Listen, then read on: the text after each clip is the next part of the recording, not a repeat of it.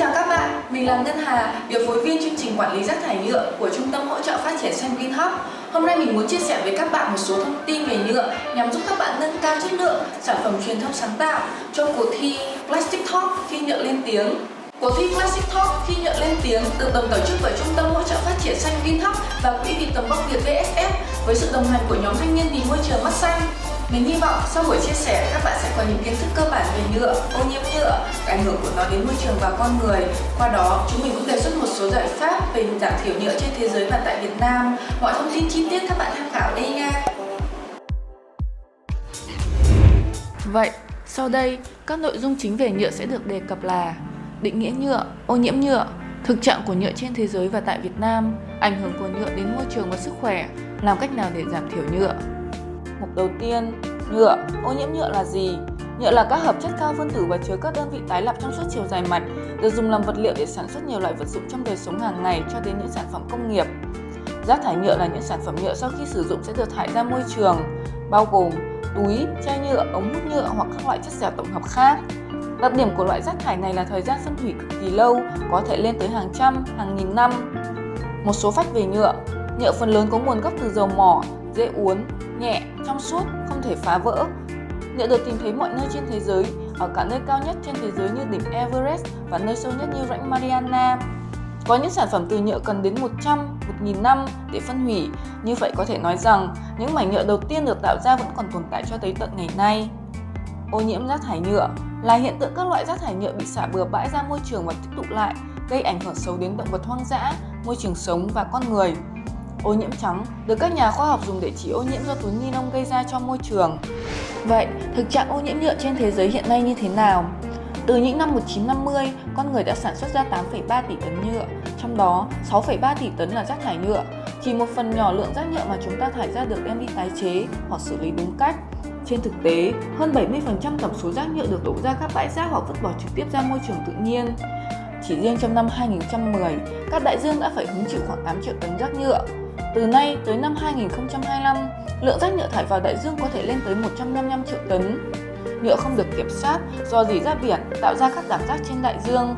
Hiện tại, có 5 đảo rác như thế trên thế giới. Đảo rác lớn nhất nằm giữa bang California và Hawaii, được ước tính có diện tích lên tới 1,6 triệu km vuông, tức gấp gần 5 lần diện tích Việt Nam, được các nhà khoa học đặt tên là đảo rác Thái Bình Dương.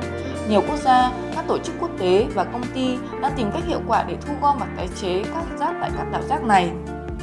Biểu đồ cho thấy sự gia tăng sản lượng nhựa toàn cầu tính bằng tấn mỗi năm. Năm 1950, thế giới chỉ sản xuất được 2 triệu tấn một năm.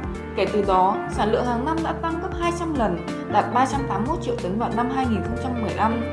Nhựa nguyên sinh được sử dụng chủ yếu trong ngành đóng gói bao bì với 141 triệu tấn một năm, chiếm 42% tổng lượng nhựa được sử dụng. Tiếp đến là ngành may mặc với 42 triệu tấn nhựa, các ngành khác là 38 triệu tấn. Ngành sản phẩm tiêu dùng đứng thứ tư, sử dụng và thải bỏ 37 triệu tấn nhựa một năm. Phương pháp xử lý rác thải nhựa trên toàn cầu đã thay đổi như thế nào theo thời gian? Trong biểu đồ, chúng ta thấy tỷ lệ chất thải nhựa toàn cầu được thải bỏ, tái chế hoặc đốt từ năm 1980 đến năm 2015. Trước năm 1980, việc tái chế và đốt nhựa không đáng kể, 100% bị thải bỏ ra ngoài môi trường.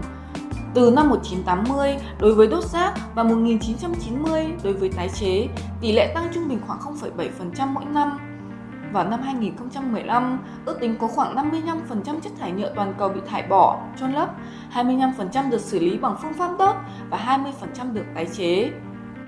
Tại Việt Nam, ước tính riêng Việt Nam, lượng rác thải nhựa đổ ra biển mỗi năm vào khoảng 0,28 đến 0,73 triệu tấn một năm. Theo báo cáo của tiến sĩ Jana Jambek năm 2015, Việt Nam đứng thứ tư trong số 5 quốc gia có lượng nhựa bị rò rỉ ra ngoài môi trường nhiều nhất trên thế giới.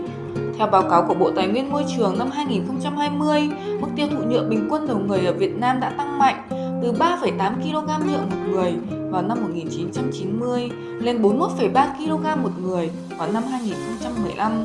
Trung bình mỗi phút trên thế giới có khoảng 1 triệu chai nhựa được bán ra, mỗi năm có khoảng 5.000 tỷ túi ni lông được tiêu thụ. Tại Việt Nam, bình quân mỗi hộ gia đình sử dụng khoảng 1 kg túi ni lông một tháng. Tại hai thành phố lớn là Hà Nội và Hồ Chí Minh, trung bình mỗi ngày thải ra môi trường khoảng 80 tấn nhựa và túi ni lông. Ảnh hưởng của nhựa đến môi trường và sức khỏe. Các sản phẩm nhựa bị thải bỏ ra ngoài môi trường có thể làm tắc nghẽn đường thở, gây ngộ độc và giết chết động vật khi chúng bị mắc kẹt hoặc nuốt phải, làm giảm đa dạng sinh học. nhựa không bị phân hủy hoàn toàn mà chỉ phân rã thành các mảnh vi nhựa. Vi nhựa được tìm thấy ở trong nhiều môi trường và sinh vật, từ băng tại Bắc Cực, trong đại dương, không khí cho đến trong cơ thể của nhiều loài. Trong một năm, chúng ta có thể tiêu thụ đến 250 gram vi nhựa thông qua thực phẩm, nước uống và không khí. Vi nhựa có chứa chất độc phụ gia nhựa như bisphenol A, nếu bị thôi nhiễm vào thức ăn, có khả năng phá hoại các nội tiết tố cơ thể, gây ra nhiều bệnh tật hiểm nghèo như ung thư, ảnh hưởng hệ thần kinh, suy giảm tuyến giáp và các bệnh tật nguy hiểm khác. Vậy, làm cách nào để chúng ta có thể giảm thiểu ô nhiễm nhựa? Có thể nói, không có một biện pháp đơn lẻ nào có hiệu quả mà cần phải kết hợp đồng bộ, từ những thay đổi cấp độ cá nhân đến thúc đẩy quản lý rác thải tốt hơn, thúc đẩy nền kinh tế tuần hoàn.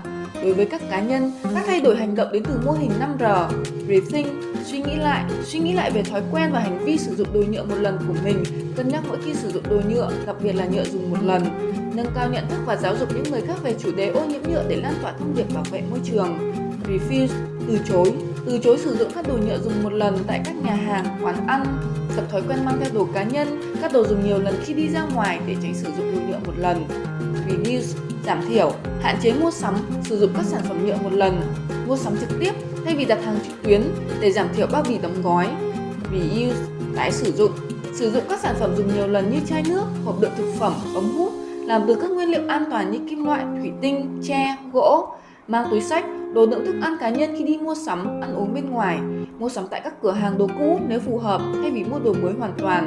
Recycle, tái chế, tạo ra các sản phẩm mới từ các sản phẩm cũ, bỏ đi.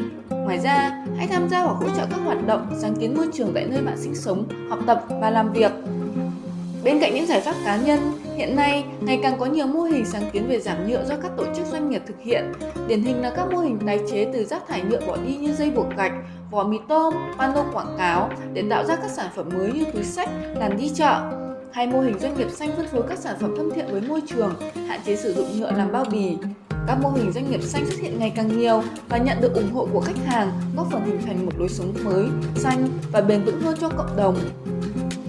Ở góc độ thay đổi lớn hơn, các thực hành xanh của cá nhân và doanh nghiệp sẽ thúc đẩy hình thành các mô hình kinh tế tuần hoàn. Chúng ta hiện đang sống trong một nền kinh tế tuyến tính, nơi hầu hết các sản phẩm được sản xuất, tiêu thụ và thải bỏ tạo ra nhiều rác thải tích tụ trong môi trường và tạo ra sự khan hiếm về tài nguyên. Vì thế, giải pháp ở cấp độ bao trùm hơn là chuyển đổi sang một nền kinh tế tuần hoàn, nơi rác thải được thu gom, xử lý, tái sử dụng hoặc tái chế để tạo ra những sản phẩm mới phục vụ nhu cầu con người, góp phần tiết kiệm tài nguyên, bảo đảm đa dạng sinh học. Vậy là buổi chia sẻ của chúng mình đã kết thúc. Hy vọng các bạn có đầy đủ tư liệu để hoàn thiện sản phẩm truyền thông cho cuộc thi Plastic Talk thi nhựa lên tiếng. Và đừng quên deadline của chúng mình vào ngày 31 tháng 8 năm 2021